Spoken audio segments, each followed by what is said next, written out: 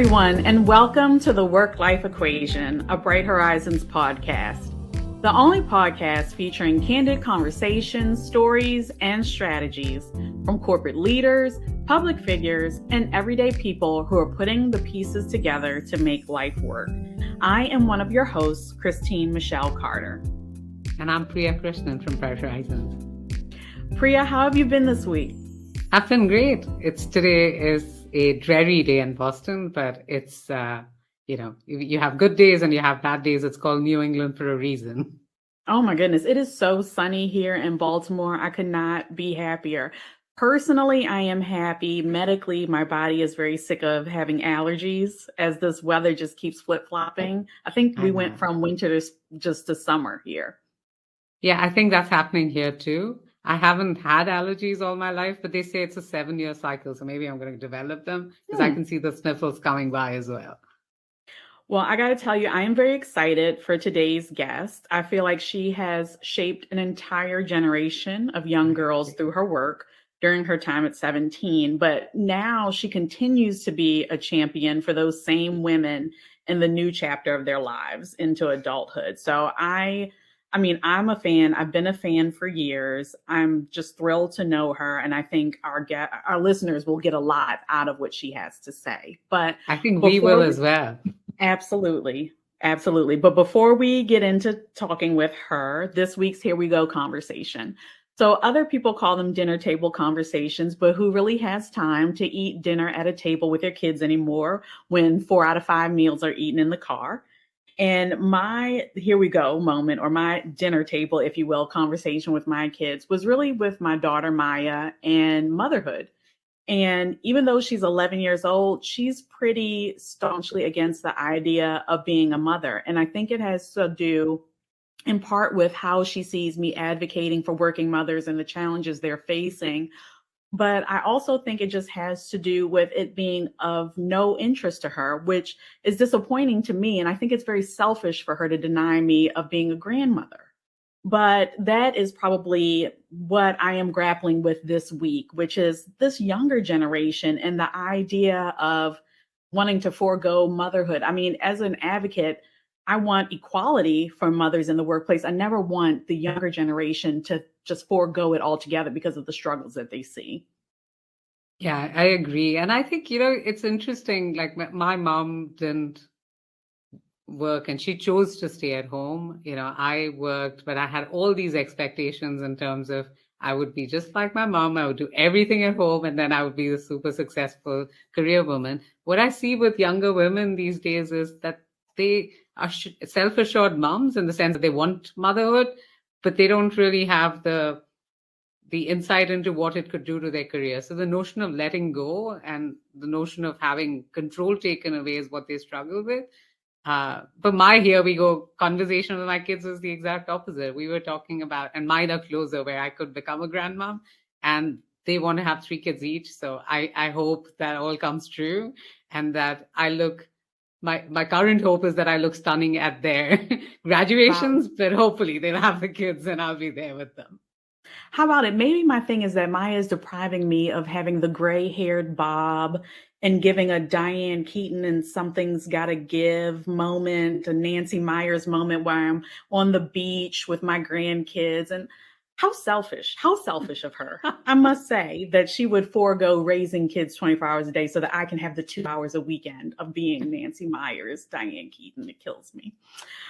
But today's guest is a caregiver I admire for her passion for ensuring the next generation of mothers actually do live in a world that's a little bit less lonely. And I just love her for that, with paths that they carved on their own terms. Welcome, CEO of The Li.st and founder of New Power Media, Anne Shoket, to the Work-Life Equation. How are you, Anne? Oh, I'm so excited to be here. Thank you. And thank you for such warm introduction. I am a huge fan of yours, and it is really an honor to be part of such a warm and generous conversation. So thank you for having me here today. Of course. Thank you. How was vacation? And I said I was going to mention it, that your boo looks like Oscar Isaac. How was your vacation with your lovely? So this vacation was epic. we did a family vacation. We put it was actually a double family vacation with my cousin's family, which is sort of a first for us. And we did a huge road trip through California and Arizona to the Grand Canyon. And I definitely felt totally Brady Bunchy. Like it was classic old school, national parks kind of vacation. And as I was taking my kids to school today and they were exhausted from this epic spring break, I said to them, like, this was a vacation that you are going to remember forever. And I was so excited to have been a part of that. We're finally at the stage, right? They're elementary school kids, and we're finally at the stage where they're making memories. They're going to remember these moments, and it was family togetherness, and it was epic. Thank you for asking.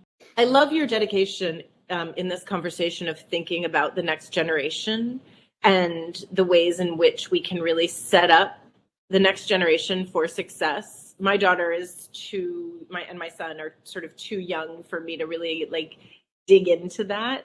But I very much care about being a champion of sort of not the whole next generation, but like who's stepping into leadership next?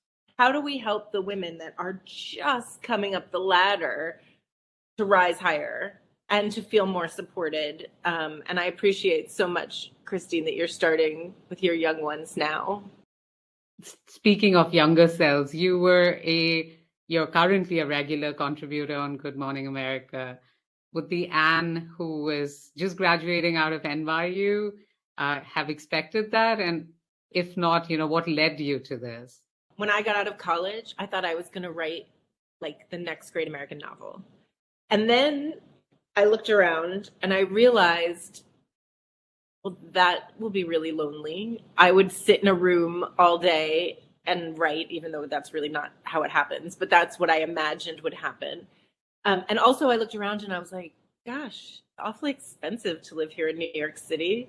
How am I going to make a living? And so that was sort of a pivot into magazines, right? Magazines were super exciting when I got out of college. It was like buzzy and sexy and fun. And that was where I wanted to be. I wanted to be a writer. I wanted to hang out with other writers and poets and rock stars and like go to all the parties. And I did. I went to I did all of it. New York City in the 90s was like amazing for like finding your footing, for launching a business, for learning about how the world works.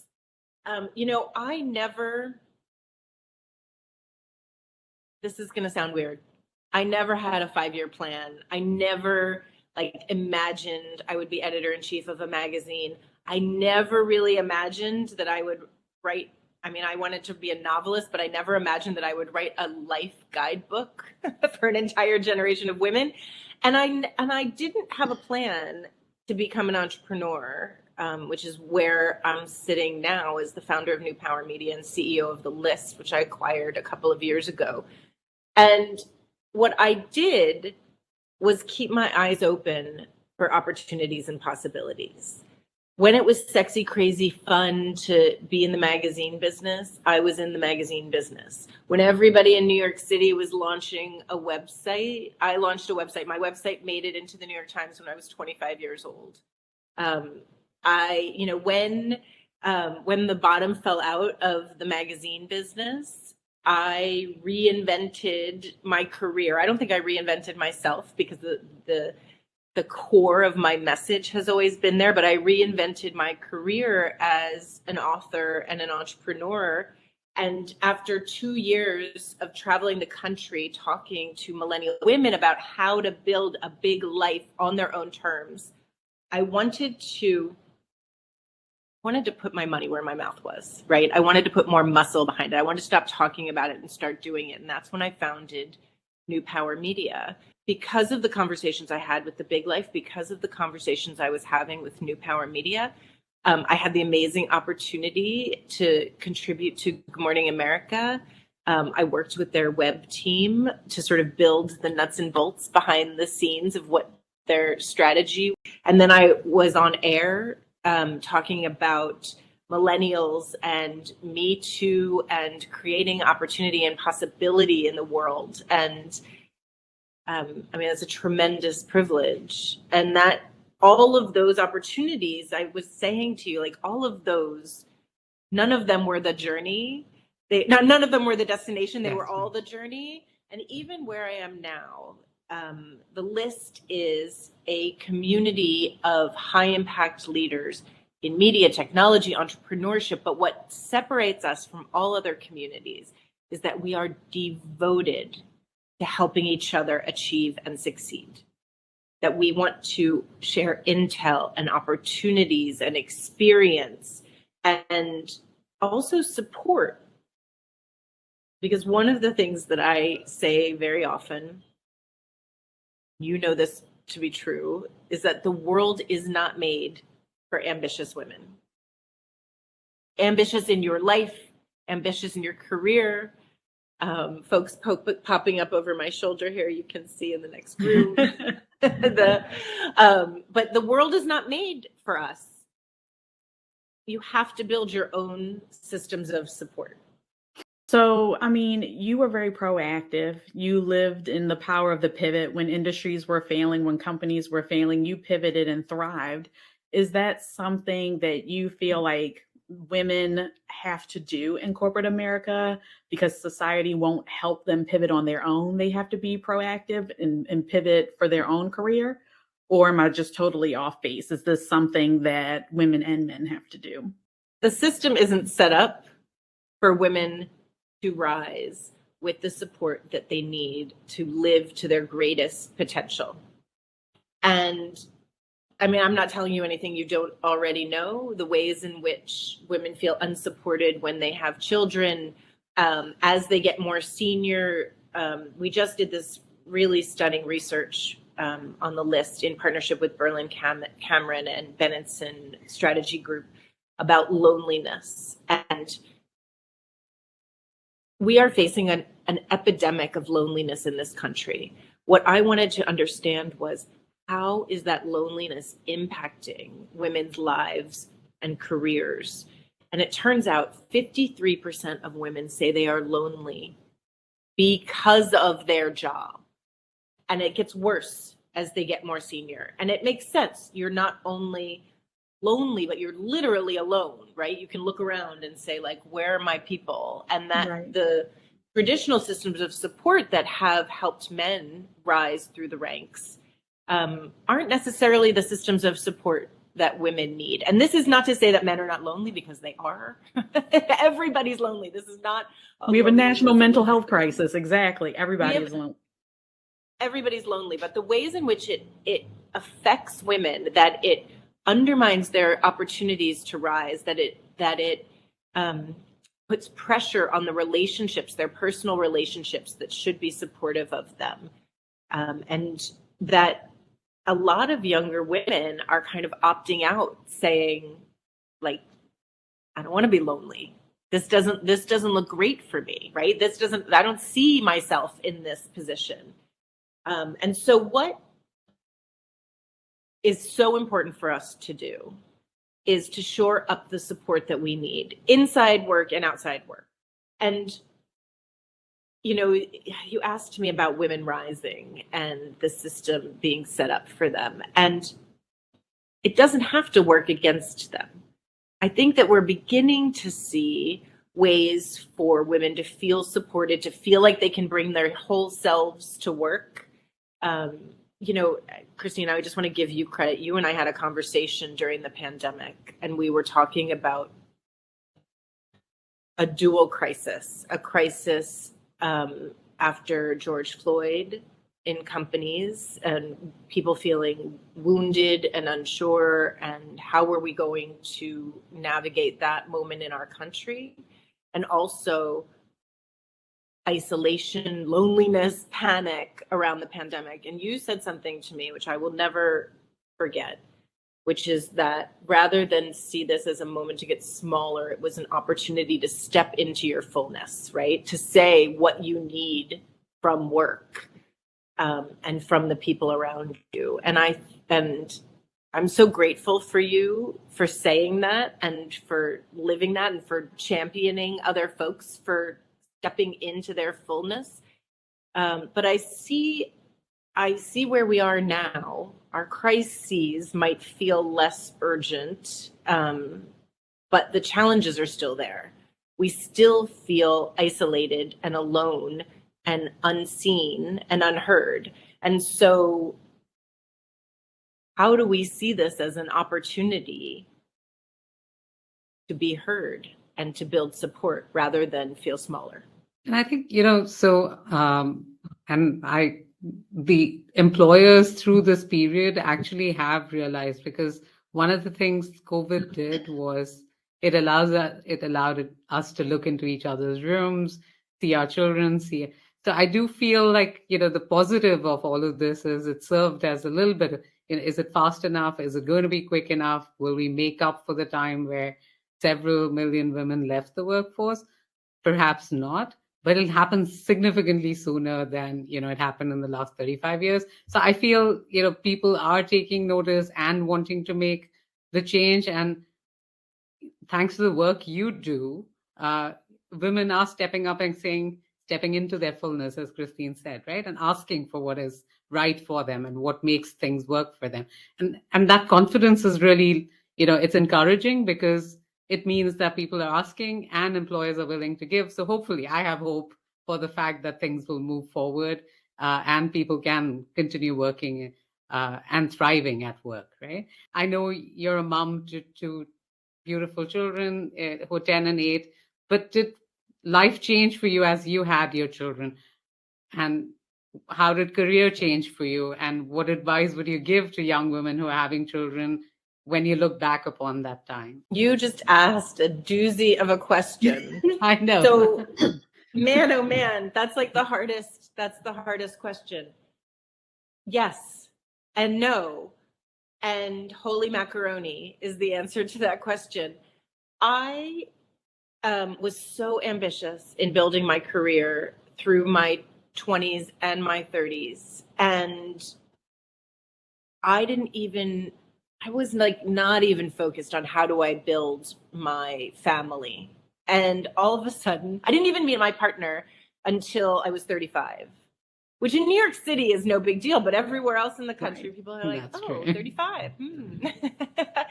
And so, and I was almost 39 when we got married, and I was 40 when our first came and 42 when our second came. So I had already established my career, and I was already editor-in-chief of 17 at that time. And what should have been a moment of tremendous support, because I had a team of mostly women in a company run by mostly women, I suddenly looked around and I said, wait a minute, where are the other editors-in-chief who are having babies? And there were one or two there were a couple. There were not a lot. And I hid my bump under my desk for a long time, right? And I wore 4-inch heels to the office, and I traveled, and I didn't want anybody to see me sweat, right? It was really that idea of I'm fine, I can do it, it's no big deal, this isn't going to change anything. And it changed everything.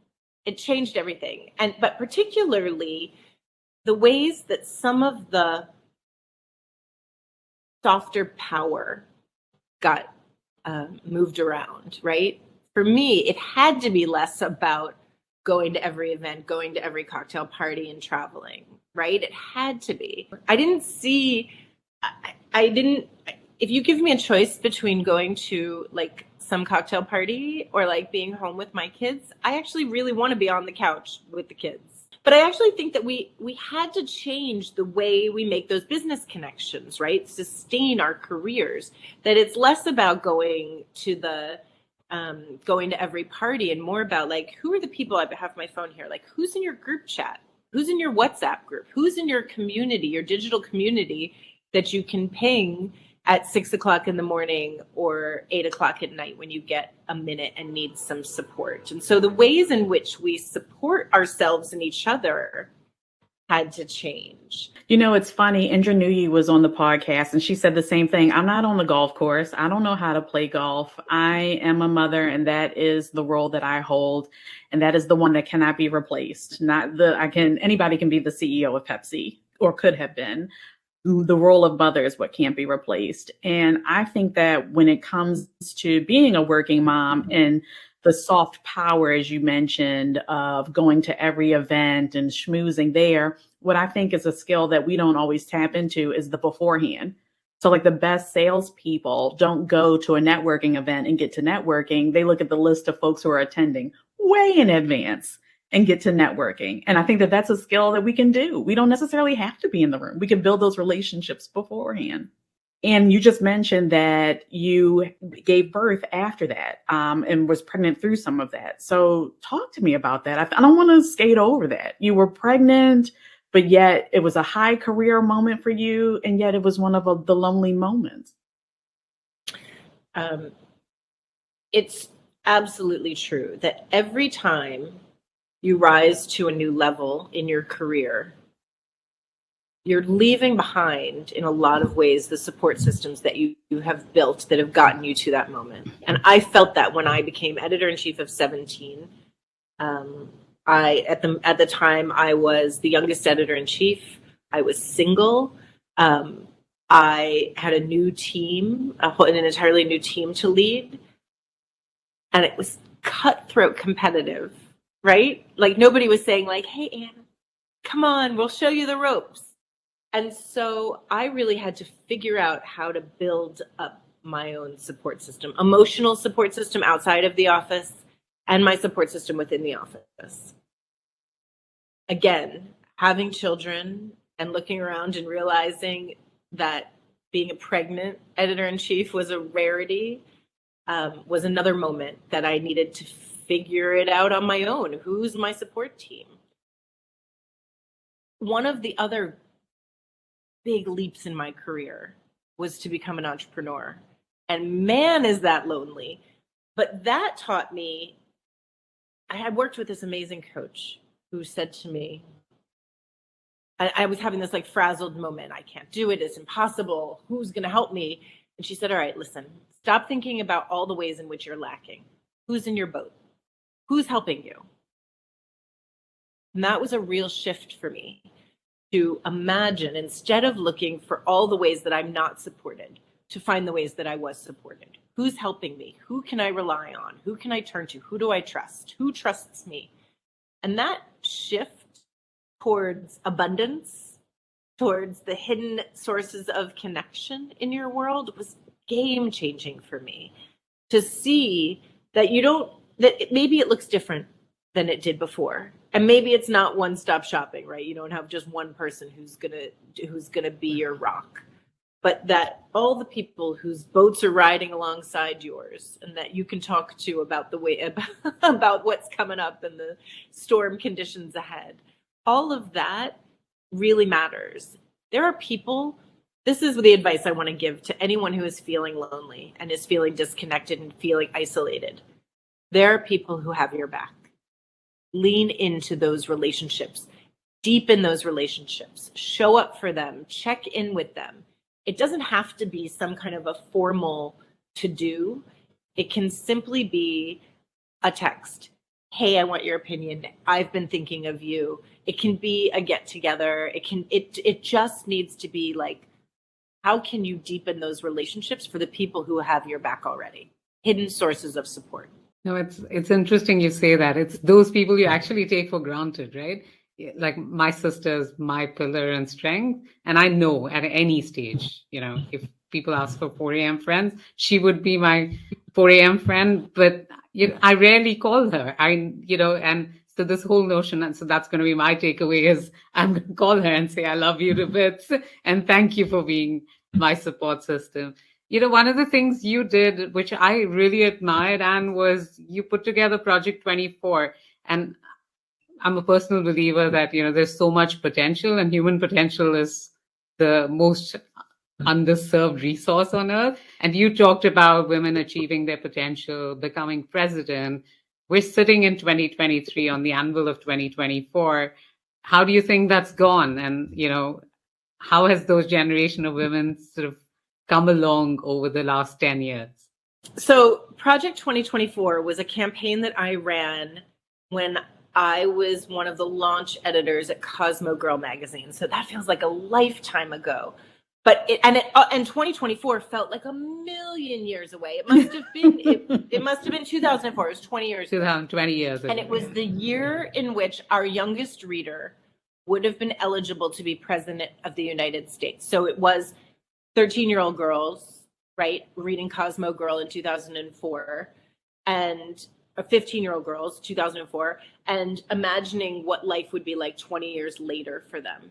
And we interviewed high-profile women talking about the keys to their success. And we interviewed, it was stunning. It was politicians and corporate leaders and beauty pioneers, and really, it was groundbreaking for a teen magazine at the time to think about power and success and to tell 13, 14, 15-year-old girls,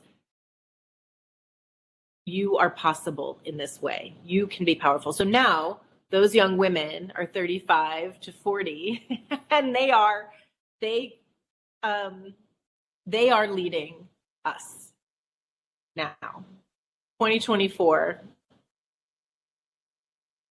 I want to know where those women are. If any of them are listening to this podcast, get in touch, because the world doesn't look like what I think we thought it would be.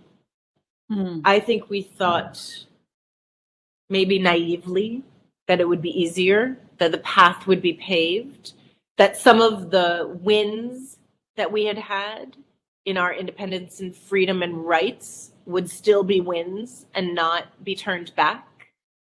I think that we thought there would be greater equality, not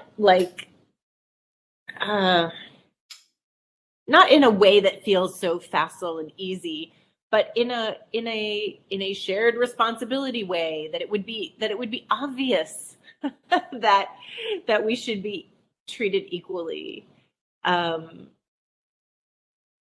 It seems like it should be more obvious, and that some of the struggles that we're having now to be seen as leaders in the fullness of ourselves, right, the fullness of our lives, we would not be still so deep in the muck on. So if any of those young women who read Project 2024, who were inspired by Project 2024, who did interviews as part of Project 2024, are listening, give me a ring. I want to resurrect literally Project 2024. Where are we now? I still believe in the power of the next generation, always the next generation. Who is going to do better? Who's going to be stronger? How are they going to change and shape our world? I am wildly enthusiastic about Gen Z and the fierce independence that they are exhibiting as they start to enter in the workforce. And I really, I said this about millennials, and I say it even more about Gen Z. Companies, get ready. You need these people. Harness them. Don't make them sit still. Don't make them follow the old rules of the way things used to be. Let them lead. So things don't look how they did when you wrote about Project 2024, and who knows what you think they'll look like 20 years from now with the new power media in the list. But for those women who are ambitious and young and are listening to the podcast today, how would you like for them to define what it means to be powerful and successful in the world 20 years from now? I want everybody who's listening to build a safety net of support so that you feel seen and heard and validated, and so that you can step into your personal power. That is what I want. And it's it's not some crazy lofty goal. You can build your networks of support around you. The dreams have gotten bigger. I believe it wholeheartedly. With every single win, every single time that you see a woman rise to a new level, everybody else sees their possibility in a new way. And so despite the fact I thought we'd be a little different looking at 2024, 20 years ago, I still think from where we are now, you can see a further horizon. And from that next step, another horizon. But you're not going to get there if you can't build your support, just like you said, reimagine power and success, transparent, accountable, communal, collaborative. Those are the changes that millennial women have driven in our society. Priya, you said earlier that during the pandemic, we all saw into each other's lives, literally on Zoom. That's the transparency. Diversity has always been important to millennial women. And the more that we could build a bigger table, the more folks we're bringing around that table, right? The more we elevate this conversation about diversity, and what does that look like at every level? How do we bring more people into the conversation to make the world and the conversation bigger and smarter and stronger? That's what power looks like. I'm over this old idea of hierarchical, top-down, loudest voice, closed door meetings, need to know basis. Like all of that feels very dusty. I'm interested in how can we work together to build this future that is diverse, transparent, accountable, and collaborative. So who are your supports? Who's your safe space? You said that you lean on a set of people who, the boats that are riding alongside you. Who are those people in your life? So the Li.st, the community, I was a member of the Li.st for 5 years before I acquired this community. And I have never been in a room of human beings who are more generous, who are more vulnerable with each other. They share their wins, they share their challenges, they share their intel, they share their access and their contacts. For me, the Li.st is the framework that we should all try to build in our own communities. I have an amazing advisory team that has just opened my mind to new ways of thinking. I said earlier, when you think about who's in your boat, my husband is in my boat. We are teammates. We are partners in this world together. And then I have got this great group of friends, right? My friends and my business support colleagues are different. I still think you need somebody who you can have a glass of wine with and talk about like Yellow Jackets and Succession and just nonsense that's happening on TV. Absolutely. Yeah. And just let yourself be. Who's in your squad, Christine? My goodness. So we tape a lot of episodes, and I have actually added, like it's a right or privilege or something, but I've added Priya to my squad. I feel like we had a fabulous conversation just off the cuff and off of the podcast. So she's definitely one of the people that I like to talk about motherhood and caregiving with. I love her perspective. So many folks, my brother, my kids, honestly, I love having candid conversations with them. As a single mother, you've got to sometimes help them grow up a little bit just so you have somebody to talk to and you're not lonely. Awesome. Priya, who's on your team?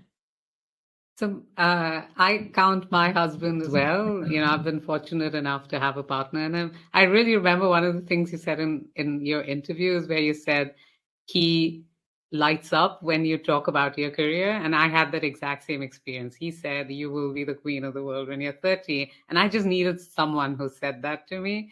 And it wasn't, It wasn't about ambition. It wasn't about where you would head, but you just knew this person's going to be in my corner and is going to root for me.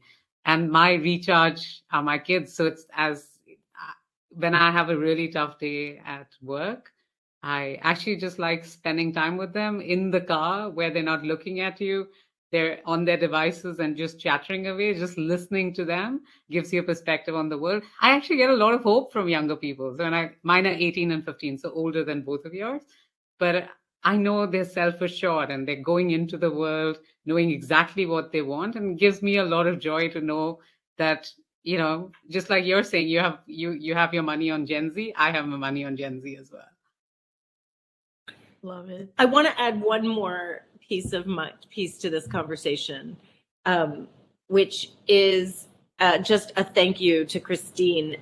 She sent me a copy of her book around the same time my book came out, and just a nice note of saying that she was a fan of mine and that would I like to read her book. And she is someone who has always shown up for me. And so I am so honored to be able to show up for you in this podcast. But we've stayed in touch, right? We've reached out to each other. Yes. To share opportunities. I've interviewed her for a couple of articles that I've written. And I think that sometimes you forget about those people, right? That we've actually never met in person. Although I can't wait because we're going to give each other a very big hug. But she's someone who I just respect and honor and want to be in touch with. And I think that that's something to say as when people are thinking about building their communities, that if you want people to show up for you, you have to show up for them. And the sort of long tail relationship that Christine and I have had just touching base over the years. And in like social media, like pinging each other on Instagram has really been valuable. You took the words right out of my mouth. That's what I was just about to say. I was going to say, I have been a fan of yours, my God, since I was in college. And not because you were a guest judge on America's Next Top Model, but because Did you participate? No, God, come 5'3", please. Because you were in the publishing industry and you had moved to a new medium, and you were the first person I had ever seen, first woman who I'd ever seen be the head of something in publishing and move to this medium that had a general audience. And I was like, and you see Issa Rae, and she does it now, and other writers and Quinta Robinson, they all have moved to TV. But you were the first who said, I can still be a writer. I can still be in publishing and be on your TV screens. I had never seen that. And I said that to you when I met you. I thank you so much for that, because I wouldn't have the podcast had I not believed that would be the case. It's incredible, right? Like, you guys haven't met. Christine and I hadn't met, but just like she said, I would count her, because you also want to hang out with women who think like you. To your point on loneliness, right? It is, you have the same perspective. You're thinking about the world the exact same ways. We are feminists who embrace our feminism, and we think about, being women, but wanting to work for women. So it's incredible. Like, it's really nice to watch this, even this dynamic of us collectively sort of saying, it doesn't matter. We might not speak, but we will show up for each other whenever we need it. And that's amazing. So where can listeners learn more about the list? The list is the li.st. We have a funky URL. You can also find us. I feel like this is a good LinkedIn. You can find us on LinkedIn. This feels like a good LinkedIn crowd. Yeah.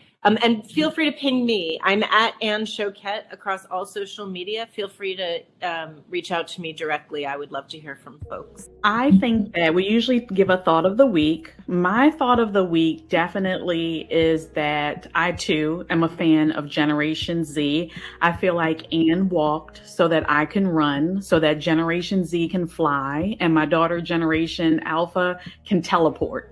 So I just feel like as we continue to go down the generations of women, of course, Generation Z women, I love you. I hope that you gathered a lot from this conversation, whether you're a mother or not. Know that you can be in charge of your career.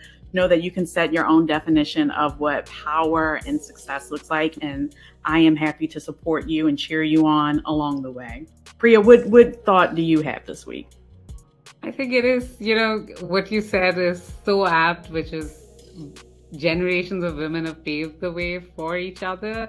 And more than anything else, I have this big smile on my face only because we've shown up for each other. And as more and more women show up for each other and root for each other and support each other, I think the world will only get better and there will be more equity both in the workplace and women will have their seat at the table. So, and thanks to you, I'm going to call my sister and tell her how much I love her. So also go back to the people who have your back and, make those connections. So that's my takeaway from the conversation. And what resources does Bright Horizons have for us?